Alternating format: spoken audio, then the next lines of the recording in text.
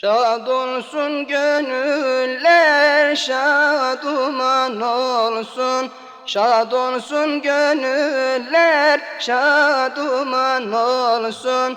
Kardeş düğününüz hayırlı olsun. Kardeş düğününüz mübarek olsun.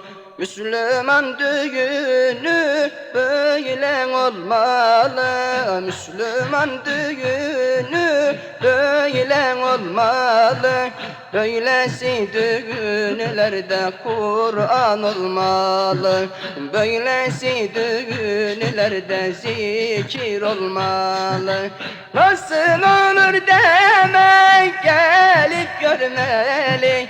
Nasıl olur demek gelip görmeli. Evliya sultanından himmet almalı. Pir Faruk sultanından himmet almalı.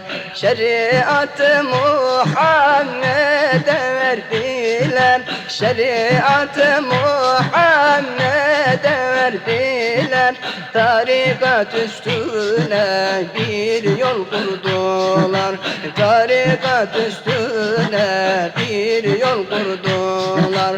Hakikat babından sual sordular. Hakikat babından sual sordular.